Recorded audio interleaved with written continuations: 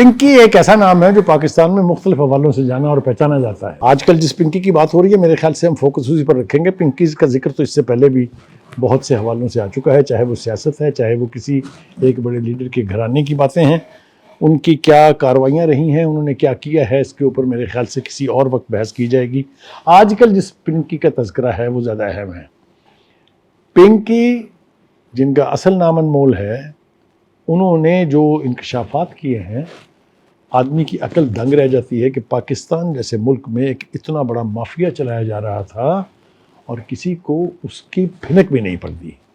جو آڈیوز اور video leak سب دکھائی جا رہی ہیں تو مجھے تو کولمبیا بھول گیا ہے. وہ جو پیبلو ایسکوبار جو بہت بڑا نام ہے ڈرگ کے حوالے سے, وہ پیچھے چھوڑ رہی ہے بی تھرڈ ورلڈ میں بیٹھ کے پاکستان جیسے ملک میں.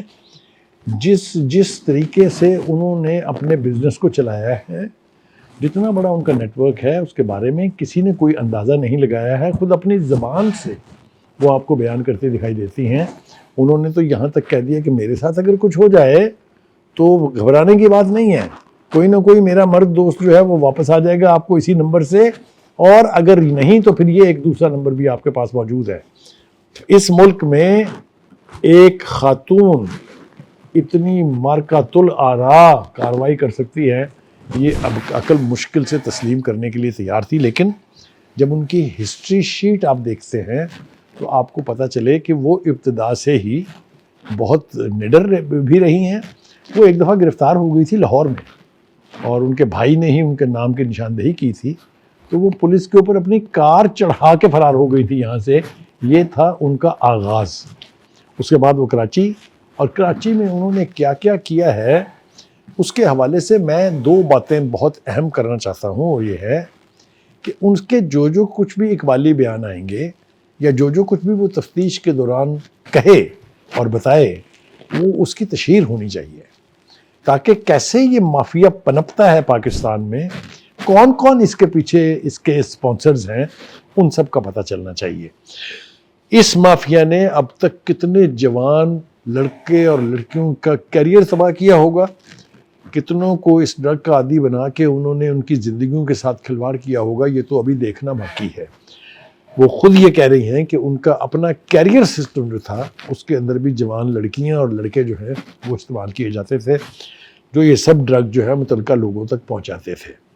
میرا سوال یہ ہے کہ اس قسم کی برانڈنگ اینڈ پیکیجز کا نظام جو پنکی نے بنایا ہوا تھا, اور جو اتنی مہنگی ڈرگز جو ہیں یہاں پر بیچی جا رہی تھی, ان کے خریدار کون تھے؟ میں آپ افورڈ نہیں کر سکتے. 1 گرام جو ہے 49,000 کی ہے, جس کو اس نے خود سے کیمیکل کے ساتھ اور زیادہ اوور ڈوز کر کے لوگوں کو بیچا. کون خریدتے تھے وہ بتانا چاہیے.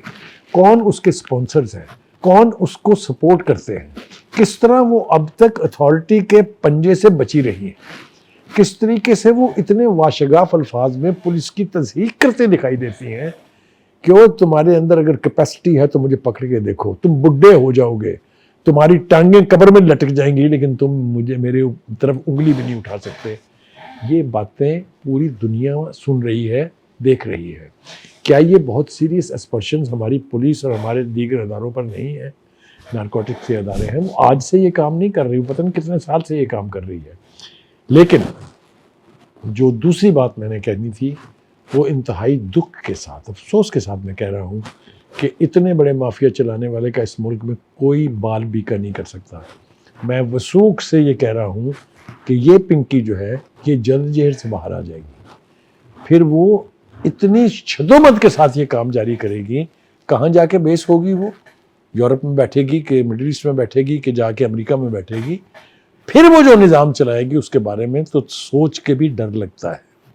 ابھی بھی اس پورے نیٹ ورک کو پکڑنا, اس کو ایکسپوز کرنا, اس کے ذمہ داران, اس کے جو پیچھے اس کے ہمدرد ہیں, اور جو اس کی کنزمپشن کی مارکیٹ کے لوگ ہیں, ان سب کے اوپر جو ہے وہ قدغن لگنی چاہیے. ان سب کو پکڑنا چاہیے, ایکسپوز کرنا چاہیے, اور پوری پاکستان کی عوام کو بتانا چاہیے کہ یہ ہیں وہ کالے چہرے جو اس ماحول کو, ہمارے معاشرے کو دیمک کی طرح سے چاٹ رہے ہیں. جیسا میں نے کہا, پنکی کا اپنا نیٹ ورک جو ہے وہ بھی بے پناہ جوان لڑکوں اور لڑکیوں کے اوپر مبنی ہے.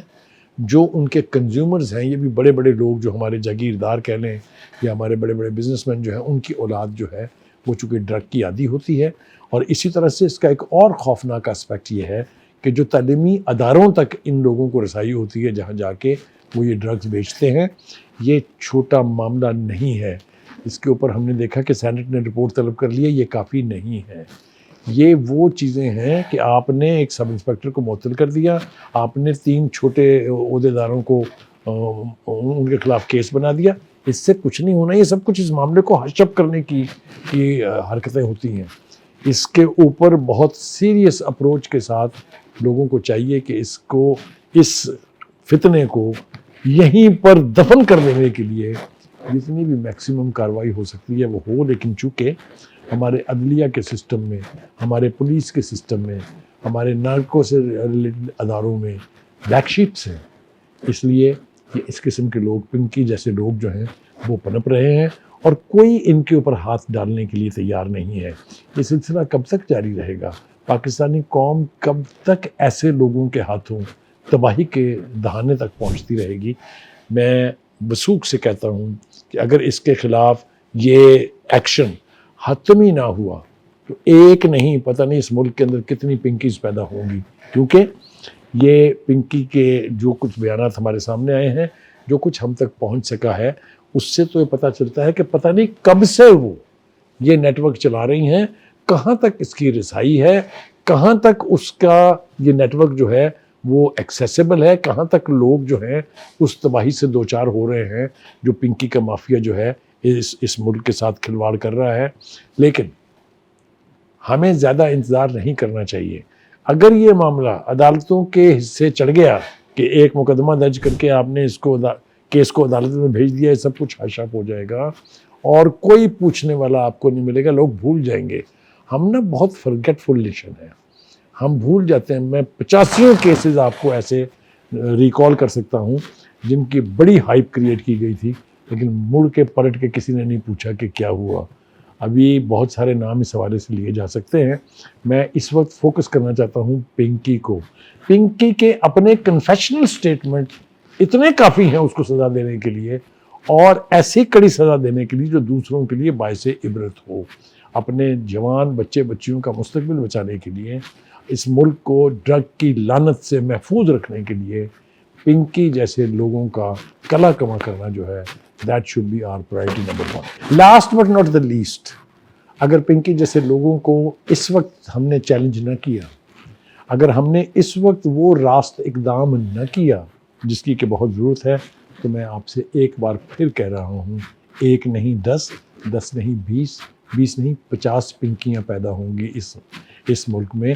اور یہ تباہی کی طرف اتنا سنگین اقدام ہوگا اگر ہماری اتھارٹیز نے بر وقت ایکشن لے کے اس کو الٹیمیٹ نتیجے تک، الٹیمیٹ انجام تک نہ پہنچایا تو ہم صرف پچھتاوے کے علاوہ کچھ نہیں کر سکتے.